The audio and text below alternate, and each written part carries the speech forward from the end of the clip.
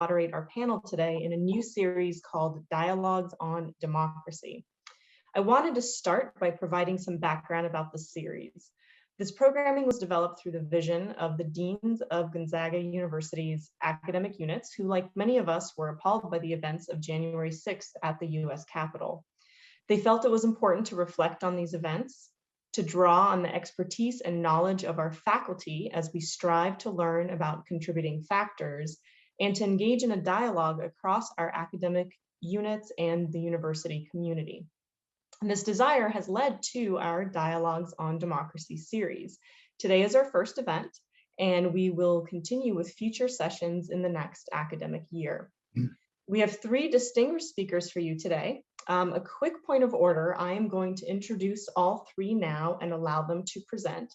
The last 20 minutes or so of our program will be reserved for audience questions and panelist interaction. Please feel free to enter your questions in the Q&A feature. I'll be monitoring it throughout the session, and then we'll pose some of those questions to our panelists in that Q&A portion of our event.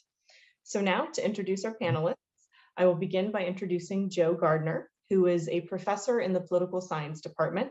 He specializes in American political institutions, teaching courses on constitutional law. His research focuses on deliberative decision-making. Next is Kristina Morehouse from the Communications Studies Department.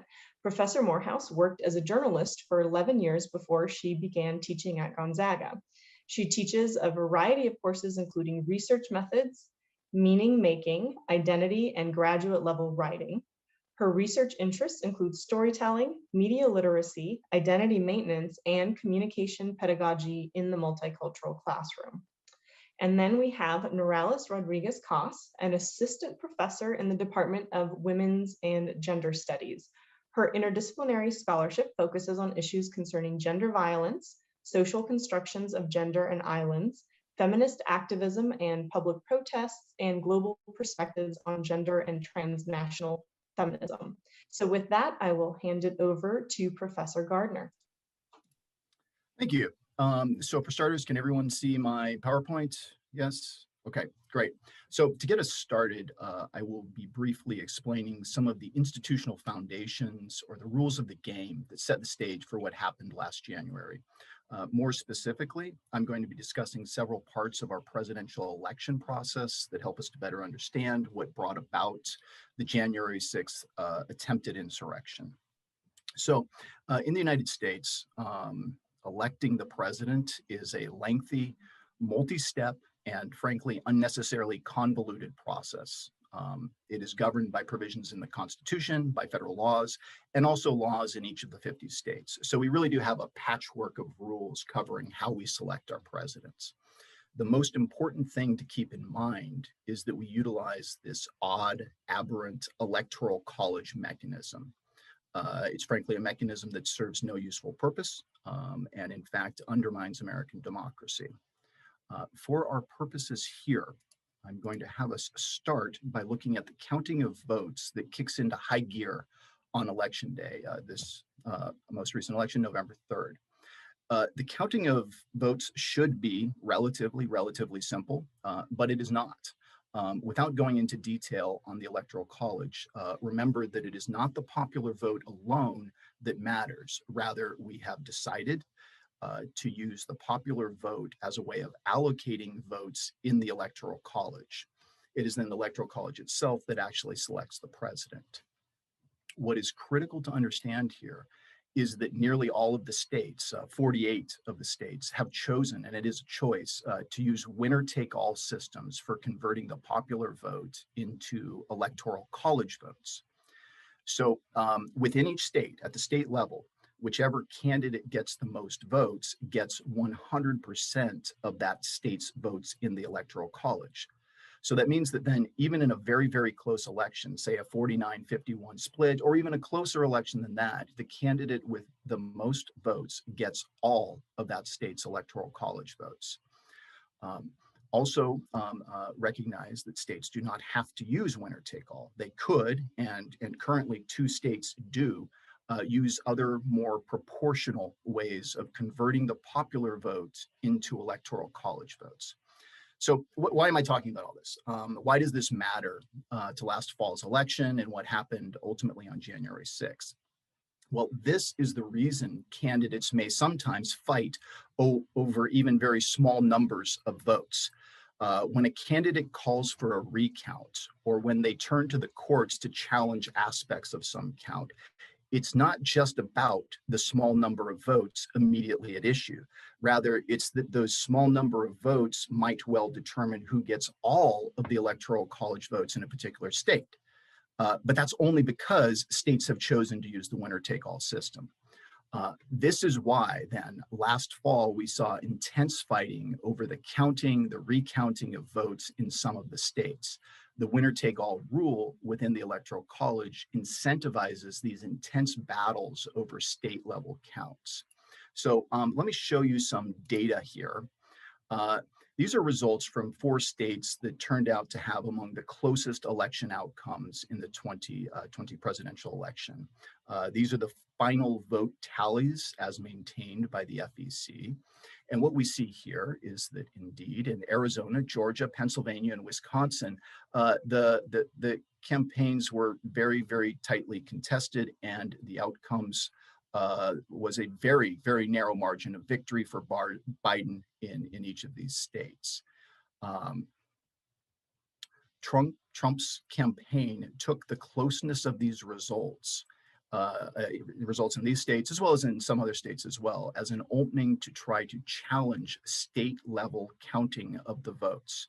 So, for example, if you look at this table, if the Trump campaign could have successfully challenged about 10,500 votes in Arizona, he would then have won all of Arizona's 11 electoral college votes rather than having lost all 11 of those electoral college votes. That's why we fight over small numbers of votes. Keep in mind, though, that while the results were indeed very close in some individual states, and this is what we see here, the overall national popular vote outcome reflects a clear and decisive Biden victory. That's what we see in this table. And if you study this table for a moment, you can better see the significance of the winner-take-all system. This table shows that if instead the national popular vote was used to directly choose the president, then there would have been no rationale for challenging the votes in those 4 states. It just wouldn't have mattered. You could have done it, but if going back one slide here, even if Trump had picked up, successfully challenged in Arizona and Georgia and Pennsylvania and Wisconsin, that would have hardly budged the needle on Biden's 7+ million vote margin at the national level. Looking as well here at the final column in this table, the same could be said of proportional allocation systems. If states instead chose to use proportional schemes to convert the popular vote into electoral college votes, then again, the challenges would have been pointless.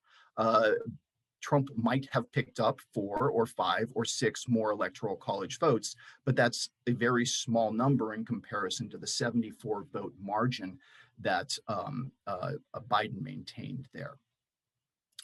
Finally, also do keep in mind that pretty much without exception, Trump's many legal challenges were without merit. Factually, the state vote counts were proceeding smoothly and according to the rules in each state. Factually, voter fraud is a myth. So in sum, this seemingly simple winner-take-all rule that's a product of the Electoral College sets us up for this intense fighting over state-level election results. The general election was November 3rd. Each state wrapped up their counting by mid-December. The electors in each state then got together and voted, and the state results were sent on to the Senate. This then became the focus of our attention. On January 6th, the newly seated Senate, led by the president of the Senate, the Vice President of the United States, Mike Pence, counts the votes. Normally, in a normal year, this would just be a formality, simply finalizing the already known election outcomes that had been previously announced by the states. In most election years, we do not hear anything about this. It is simply not newsworthy. I've been teaching American politics for about 20 years. I have never spoken about the January 6th count because it just is not significant. Let me show you the relevant constitutional language. Read that. This provision does not appear to give discretionary power to the Congress to influence the election outcome. But there's more to this story. There are ways that this formality might sometimes come into play, and I'm going to discuss one of those here. There, in fact, are limited grounds written into federal law allowing members of Congress to challenge state results as they are being counted in the Senate. Specifically, under federal law, Congress can reject certain electoral college votes if they determine them to be not regularly given, or if a state's results were not lawfully certified. That's about all the law says. And if that language sounds unclear, that's because it is. This was an 1887 law. It was badly written. Attorneys continue to debate vigorously what exactly it means and how we should apply it. Nonetheless, it is generally agreed that it is that by this law, there is very little basis for challenging election results. This provision has been very rarely invoked in something over 130 years prior to this most recent election. It was used only twice to challenge electoral college votes. Neither challenge succeeded. There are as well other provisions in this same law that further limit the ability of members of Congress to challenge results. And I won't go into those now.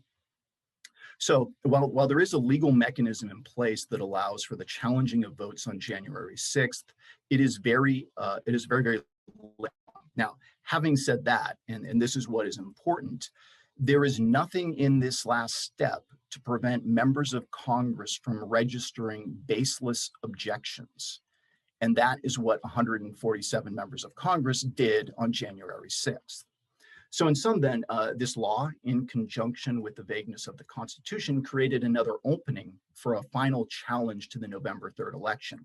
Some people, Donald Trump included, seem to think that the Congress could reject some state results or creatively count results under this constitutional provision such that Biden would have been denied a victory.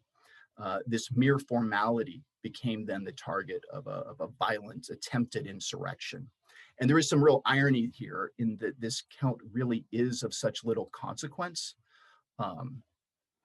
So to conclude here, I just make a final general observation from the perspective of political science.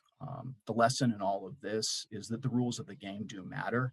We need to understand those rules if we want to understand political behavior, including what transpired on January 6th. So I will wrap up there. All right, thank you so much, Professor Gardner. We will next hear from Professor Morehouse.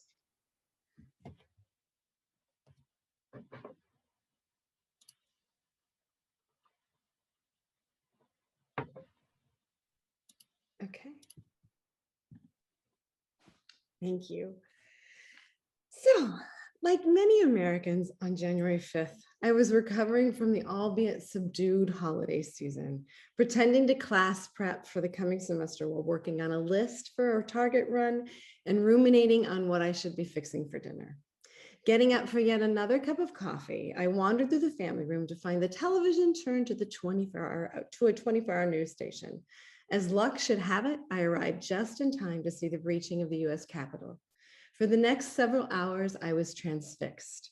I knew protests were planned for that day, even threats from bombastic Congress members about trying to stop the election certification. But this was something wholly different than anything I expected.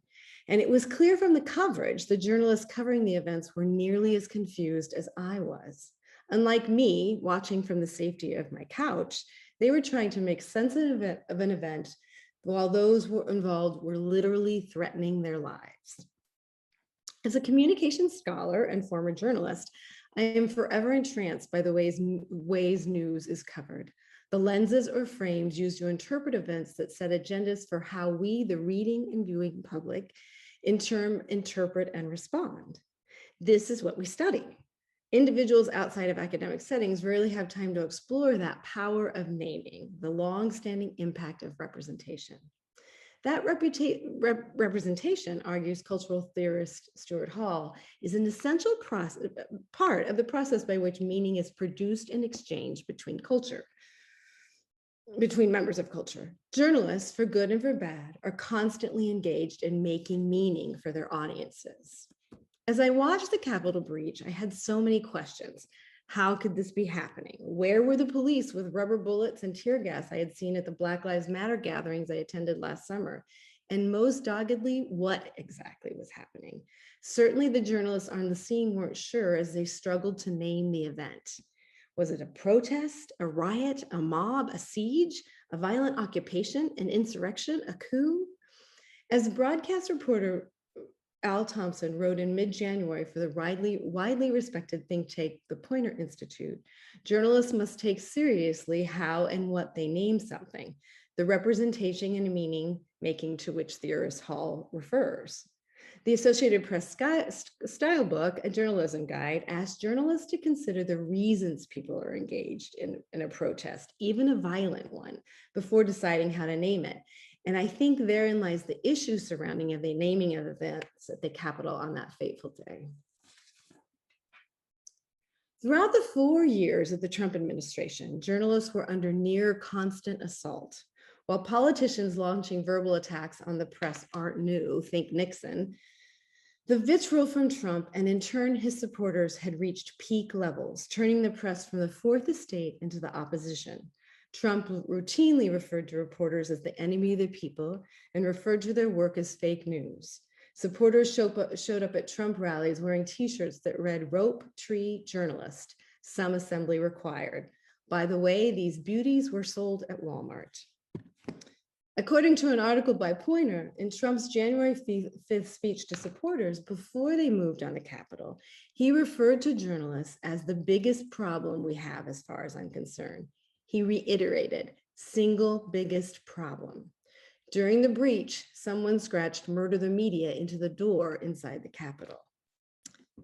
In this dangerous milieu, journalists have struggled to cover the news as objectively as possible. From the day Trump announced his candidacy, gliding down that golden escalator at Trump Tower, journalists have engaged in hand-wringing over how to talk about Trump's penchant for falsehood. Can we call it a lie if we don't know his intent?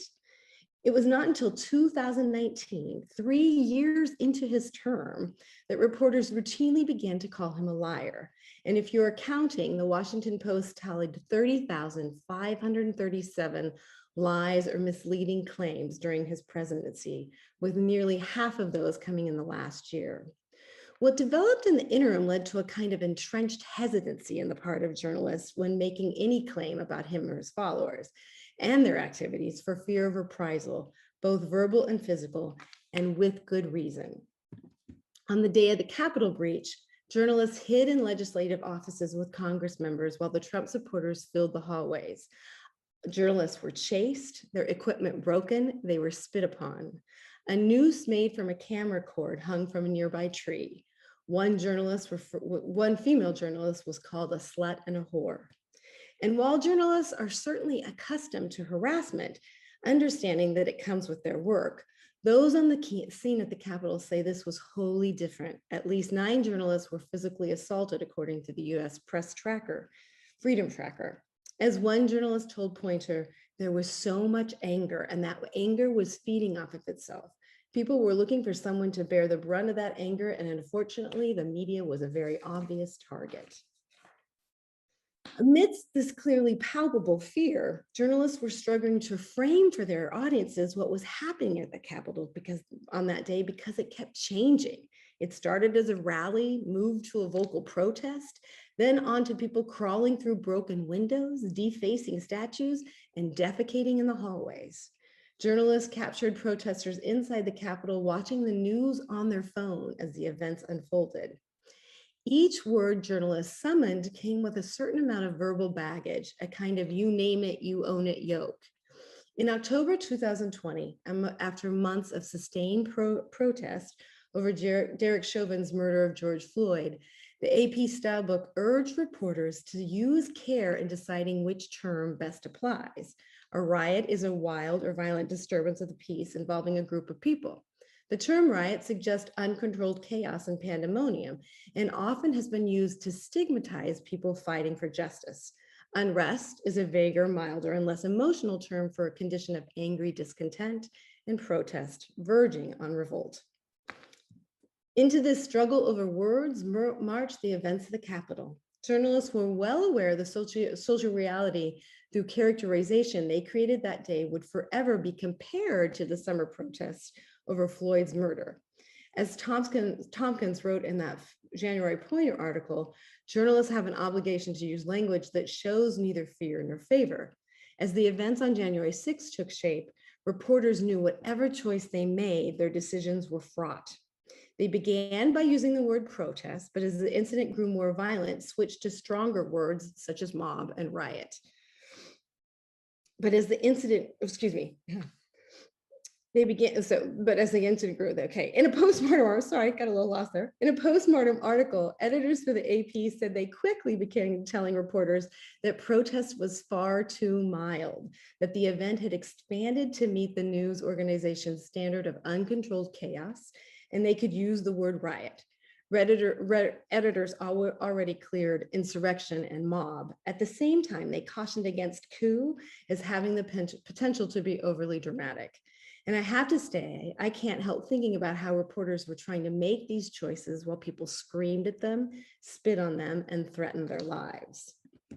By the next day, most news organizations had arrived at insurrection as the preferred term, defined by Merriam-Webster as a violent act or instance of revolt against civil authorities or an established government. Attempted coup was scrapped for its militaristic overtones, while domestic terrorism remains in play to this day. On January 12th, CNN ran an article that offered readers detailed definitions for all these terms: insurrection, coup, and sedition. Even then, as theorist Hall would say, the struggle over meaning persisted. The conservative website Red State pushed back against the term insurrection, running an article headlined "Enough. There was no riot, insurrection, or storming of the Capitol," although a day later, the article was removed from the site for factual errors, among other things. Another conservative website, Big League Politics, described the insurrection as a historic civil rights march by President Donald Trump's supporters. Days after the event at the Capitol, journalists spoke openly in articles and on television about how frightened they were during the siege. The 4 years of the Trump presidency had already rattled the press as an institution, and the insurrection only served to further embed that sense of instability.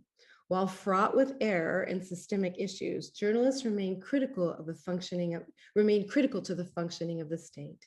They must do their best to be careful and thoughtful, focusing more on fairness than unobtainable objectivity. Communication theorist James Carey talks about the way in which communication creates social reality, and each day, journalists are engaged in this construction. The words they chose on January 5th matter. Naming matters, because these words will be used for years, even centuries to come. Thank you. Okay, wonderful. Thank you so much. Professor Rodriguez-Coss. Thank you. Okay, as a feminist scholar, my interest will be focused on gender and its relationship to the events of January 6th. I will highlight research addressing this topic from multiple disciplines and perspectives. Recent publications on gender and behavioral sciences have expanded the scholarship about the manifestations of patriarchy in the political domain. Specifically, the field on gender psychology have made direct correlations between masculinity and the events of January 6th. So to what extent are gender politics and the events of January 6th connected? Political scientist Rose McDermott published last year an article titled "The Role of Gender in Political Violence."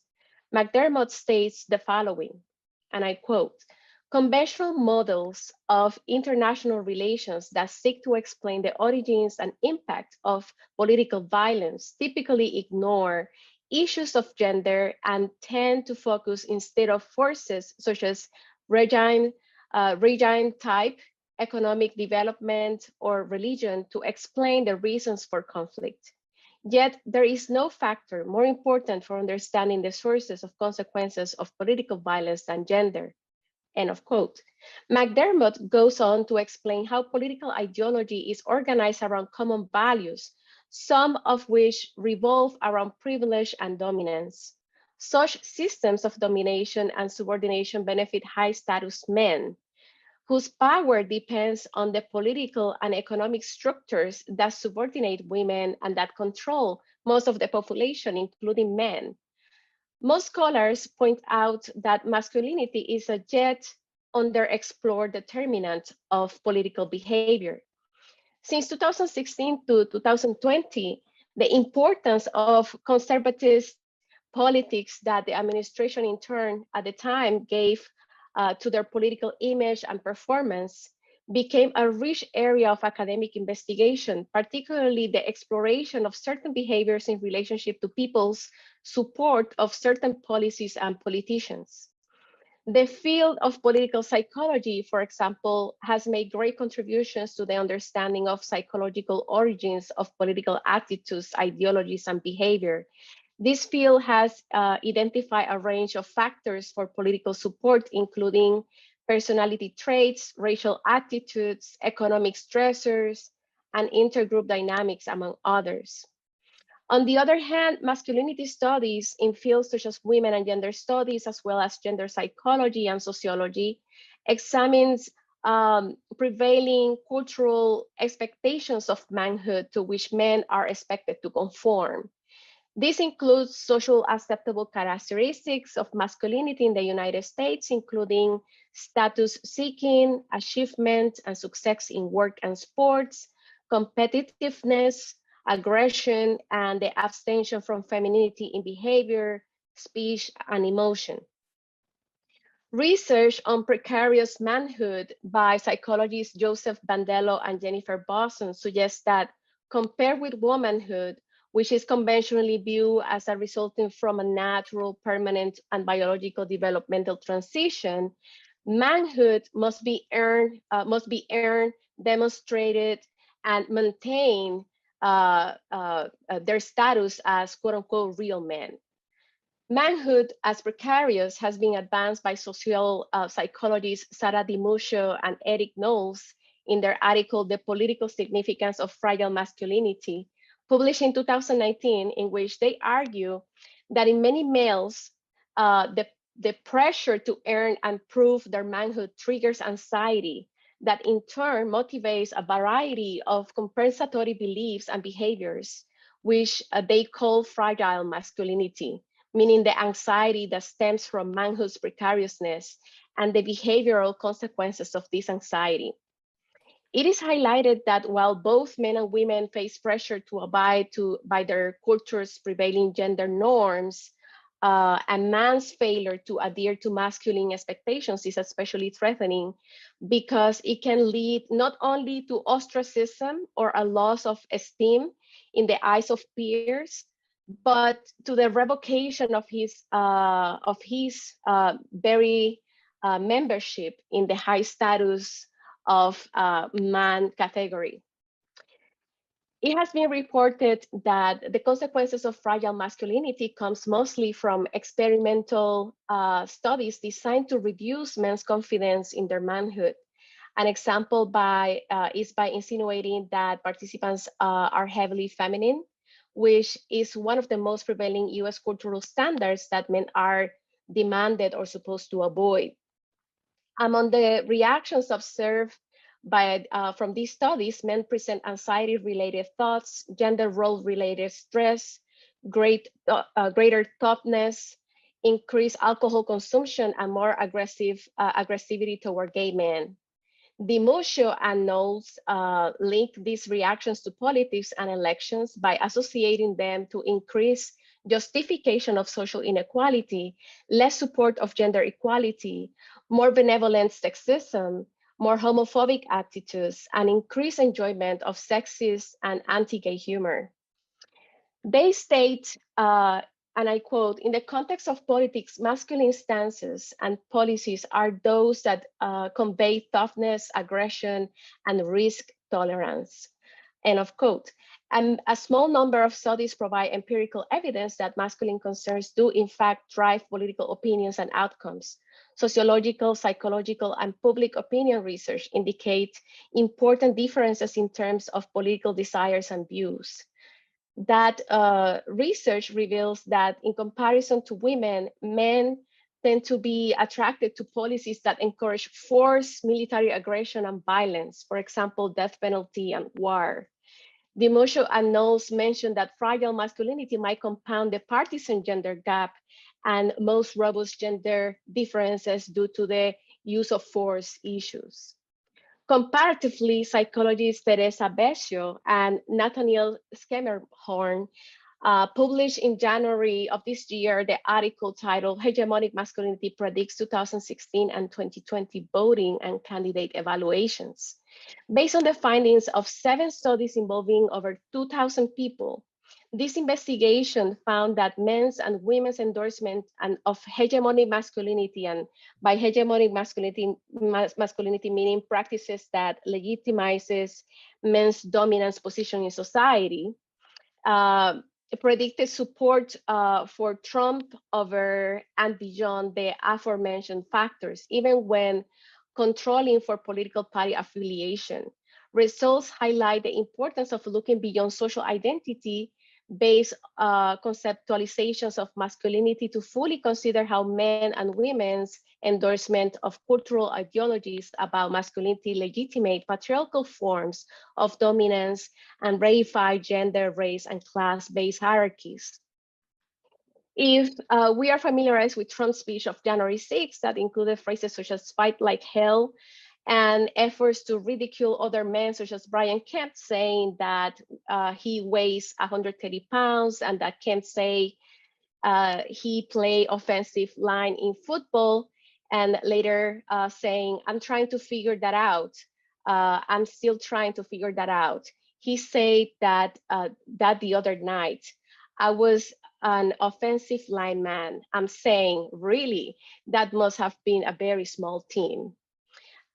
This is also an article in NPR described the crowd as laughing appreciatively to this speech, right? Especially after this comment.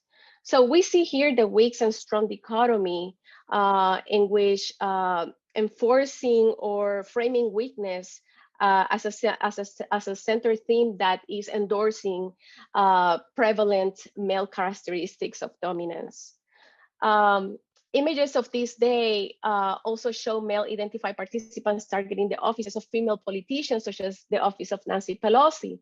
One man, identified as Richard Barnett, was photographed sitting at Pelosi's desk and later bragged about stealing a piece of her mail, saying, "I wrote her a nasty note, put my feet up on her desk, and scratched my balls," according to the New York Times' Matthew Rosenberg. These 2 examples and many others that can be considered in which macho performance play a big role to not only dominate others, but also to demonstrate embodiment, right? Embodying their membership in the high status, quote unquote, man category already mentioned. I also want to connect this back to McDermott, who I mentioned earlier. She says that asymmetries in power operate to perpetuate systems that harm women, children, and the majority of men, and increase rates of domestic and political violence. Based on this research and from a social justice perspective, while patriarchal gender paradigms aren't shifted in our society, along with other forms of oppression, such as racism, classism, what is at stake is the lives and freedom of many of us that has been historically marginalized, and even those that benefit from certain privileges, including white men that do not belong to the elite. Thank you. Okay, thank you very much. And thank you to all of our panelists. For those of you in the audience, please feel free to chat into the Q&A box any of your questions, and we will incorporate it into our discussion. And I would actually like to begin with a question for Professor Gardner. When you're sort of discussing this idea that the process matters, the rule matters here, what avenues do we have then for protecting the process? Is it doing away with the all or nothing system, electoral college, ways of perhaps making sure Congress cannot make baseless challenges? What are some of the avenues for protecting us from this in the future? Good question. Yeah, one of them immediately, the Electoral Count Vote Act of 1887 is in dire need of updating. It fleshes out aspects of this process, the final steps of the process of transitioning from the popular vote through the electoral college vote to ultimately the inauguration of a new president. So there's one thing, and I believe there has been discussion of that since this January 6th. I do not know whether anybody is actually moving on bills to do that. I'm one of many political scientists who has long been advocating for doing away with the electoral college or finding effectively some way to do away with it. That might be beyond the scope of this discussion to more thoroughly discuss how the electoral college works, what the problems are with it. I highlighted just one small slice of what the problems with it might be. To most effectively deal with that would involve a constitutional amendment. There are other ways that we can get around some, if not all, of the problems with the Electoral College short of actual constitutional amendment. So procedures that would be, politically speaking, more doable. And then, so I guess as a follow-up question, do you think, I guess in your opinion, have we established sort of a dangerous precedent of these challenges? And, you know, you mentioned January 6th was an insignificant date in the process before. Are we going to see these creative avenues, let's say generously creative avenues for undermining democracy? Yeah, I wonder about that a lot. I mean, talking about dangerous precedents, we had 4+ solid years of daily dangerous precedents being set before the January 20th inauguration of Joe Biden. And so we could go on with pages and pages and pages of very sad and dangerous precedents that were set. But yeah, specifically since November 3rd, again, the challenges, I started by explaining why, because of the winner-take-all system, it incentivizes battling over small numbers of votes. On the other hand, that's not to say that there were legitimate grounds for challenging the results in those 4 states, as well as other states that the Trump campaign focused on as well. And so in that respect, they're setting a frightening precedent with the freeness with which they challenged results just because they didn't like what the people said at the ballot box. That itself is not a ground for challenging the results, but that seems to be the only reason that was truly behind the motivations, that truly motivated them to challenge those results. And then, yeah, as you're saying on the January 6th vote count process, yeah, it's concerning that the precedent was set there, that 147 members of the House and the Senate were willing to sign on to objections to the vote results from various states, despite the fact that those vote results had been legally certified in their states. And so we might well question what is going to come a little less than 4 years from now, and on and on. Wonderful. Well, I will welcome any other panelist contributions to that question before moving on to any others. I have just one. In my research for this presentation, one of the things I kept coming across was how it's forever changed the term peaceful transfer of power, because this was a first, right? And so how do we always just kind of accepted that as being part of what happened that day, and it wasn't what happened that day. And so there's just our language is going to change around that event most likely. So yeah, so I will ask the next question to Professor Rodriguez-Coss from our chat here. We have a question asking, do you feel that all hegemonic norms and practices in the performance of masculinity need to be transformed, or are there specific norms, habits, or practices that need to be addressed through a critical and skeptical lens? I think the problem mostly is around those forms of masculinities that are associated mostly with power and control, right? And hierarchies. So there are many masculinities that we can think about, right? And that often confront or challenge hegemonic masculinity. So there is no one way of being masculine, right? Or to identify as a masculine person. But the problem is around these social constructs, right? That tend to be designed for the control and power over others.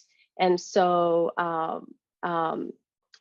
we have to then keep in mind, right, that other folks that identify as male people or masculine are also working to transform those forms of gender identities. Hey, thank you. And for Professor Morehouse, then, can you characterize how the naming of the January 6th insurrection may have shifted or developed as used by various constituents in the time that has elapsed since January 6th?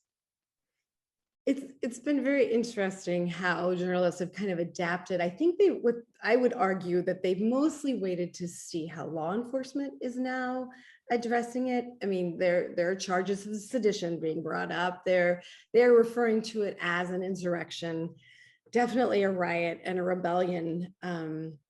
But I think that many of the terms they arrived on that day tend to be the ones they're staying with, as long as they met, because a lot of them have very legalistic terminology attached to them.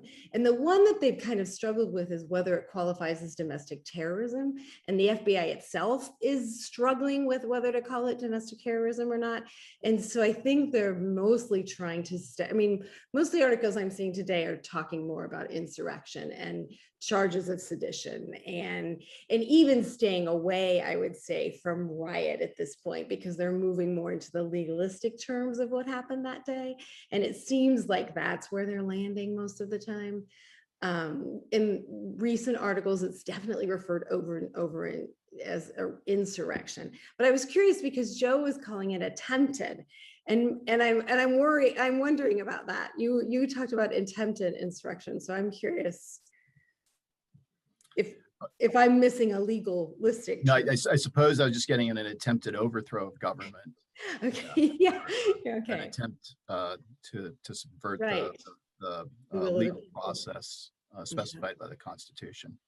Yeah, but one of the things I can say is that because there's so much going on about you're calling it this thing here, but you're not calling it this thing here, journalists are really, I talked in my speech about the kind of hesitancy.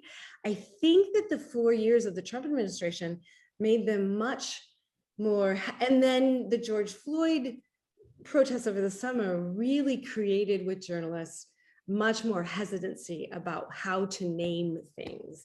And I think in many ways that's a good thing, but I also fear that they get a little caught up in that and are almost fearful of reporting what they're seeing happening, because honesty doesn't necessarily work in the kind of partisan disputes that we're seeing right now. Honest, I mean, like the conservative websites that said it was a civil rights march, right? So there's a lot of different ways of viewing what you saw happen that day.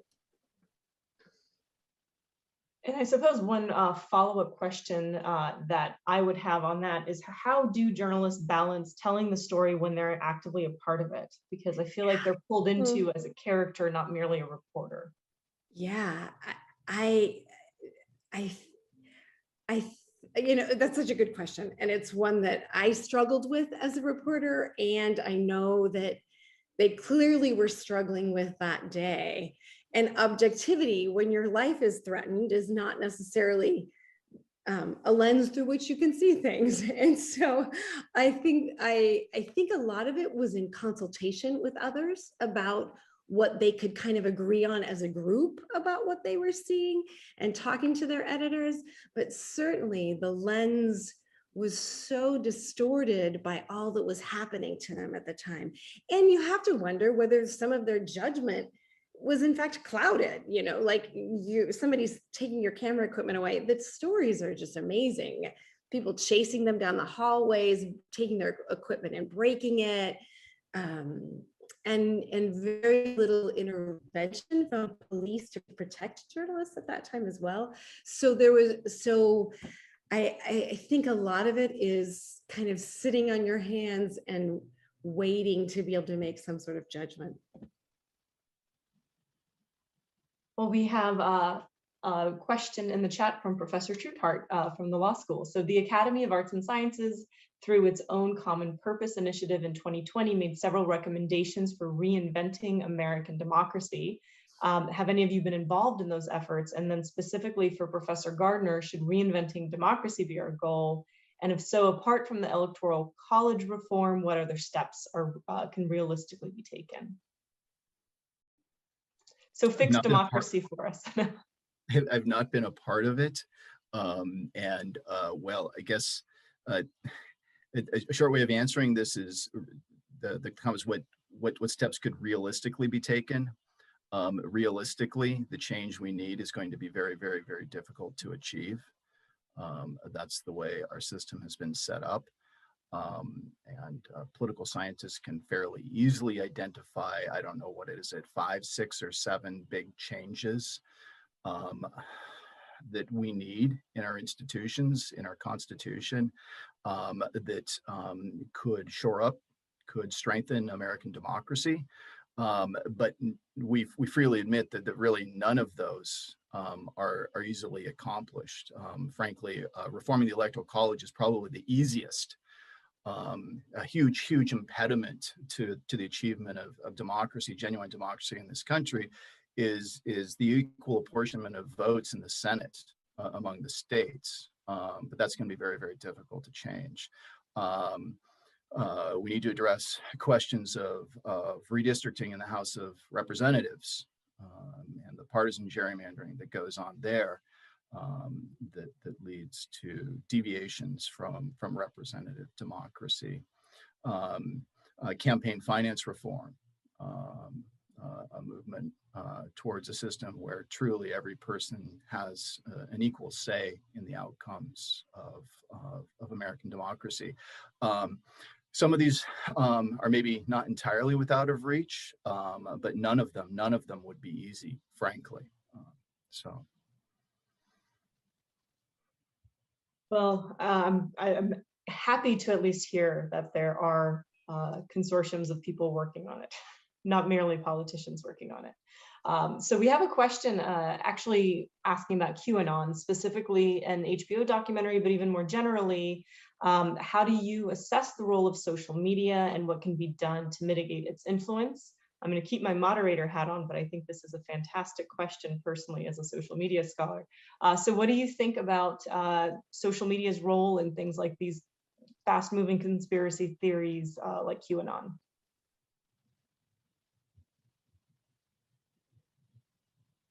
I think that's open to, I think it sort of really touches on everyone's topic. It's an area I have less expertise in, so I might let others go first.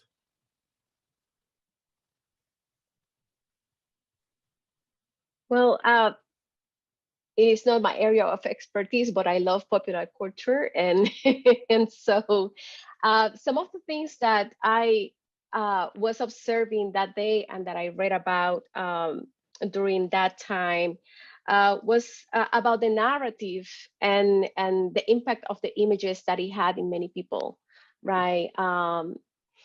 Particularly, I remember reading about how it triggered many survivors of violence, and how these images are not are new in a way, right? To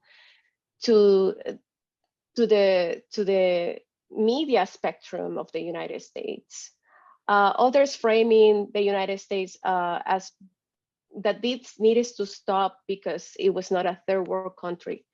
And so in many ways, I highlight that critique, right, about US sense of superiority and national superiority in relationship to other countries in the world, and how much of a slap that was to Puerto Ricans struggling after Hurricane Maria and many other countries in Latin America and the Caribbean.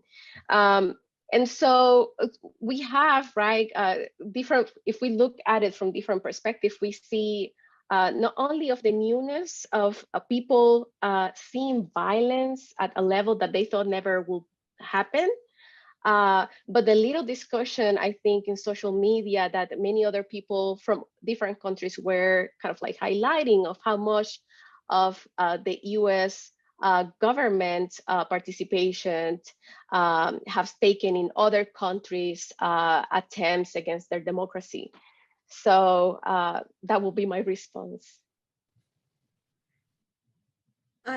What I would add is that the 4 years of the Trump administration created such a distrust of the media, and people turned to social media to do a lot of, QAnon took root. I mean, it had roots before that, but it certainly versioned during that time.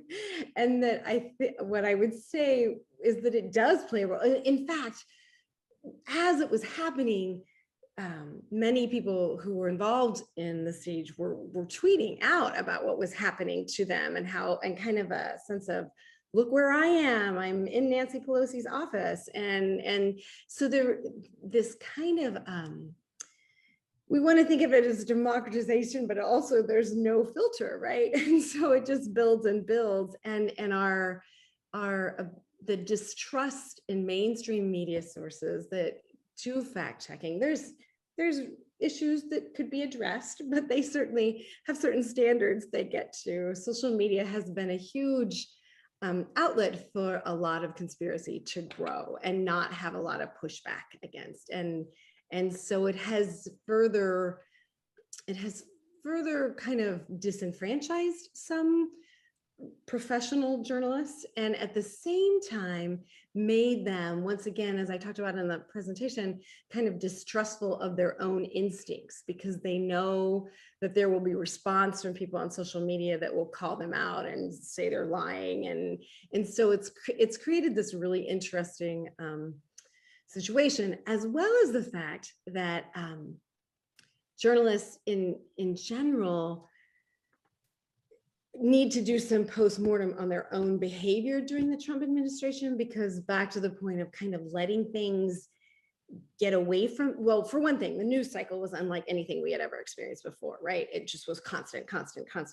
And then I think because of that, there was a sense that they weren't digging deep into things, but it was like putting out a fire every day. And so I think that into that void came a lot of social media that was distrustful. So I don't know if that addresses it, but at least it talks about some of the issue associated with it. Yeah, definitely. So thank you for that. I'm going to ask one final audience question of Professor Rodriguez-Coss, and then sort of a concluding question for the other panelists. So what can we do to help lessen the gap between genders within politics at the Capitol, like you had discussed? And along with this, what do you think let it get to that point and where it is today? As I mentioned in the conclusion, ideally shifting these gender paradigms that exist about what women should be or what men should be, right? And so I think in big part, many of our courses in Gonzaga address this and help our students to start thinking critically about questioning their own gender roles and their own gender behaviors and their own gender identities, right? So one first step is to question gender identities and why we do what we do, right? As women, as men, and the impact that these gender roles and gender paradigms has over many it has a huge effect on how we think, who we support, and how we participate in the elections, how we love others, right? So it impacts us in all our social, personal, intimate, and public life. So it is a good way to start getting a moment of self-reflection and questioning how we perform our masculinity, our femininity, and to maybe expand those boxes in which we are located, right? That gender binary. So we are more than female and male, and expand those categories to understand who we are as human beings, and the many things that we can do with that information. Well, perfect. And I guess along those same lines then, briefly for the other panelists, how do we sort of forge a path forward for our audience? What can we all do to I guess, continue dialogues in democracy or otherwise? Well, not to sound trite, but you can vote regularly. If you can, make the extra effort and get involved in volunteering to help register other people to vote, encouraging friends and family to vote, participating in Get Out the Vote drives. I hope it's becoming more apparent, and I think it is becoming more apparent to more people that voting really does matter. Excellent. Professor Morehouse. I would say support good journalism and look for sources that are reliable, and do not, I mean, I've done it myself where I've retweeted something and then it's like, oh, wait a minute. So be really careful about the choices you make and what information you put out there, and make sure they're reliable sources of information. Well, excellent. Well, with that, we are at the end of our program. So I want to thank everybody who attended. I want to really thank our panelists for their wonderful presentations and insights. We will be continuing this series, Dialogues on Democracy, in the fall. So please stay tuned for additional programming. And thank you to our deans for facilitating our all coming together. So thank you, everybody, and have a wonderful evening. Thank you. Thanks, everybody.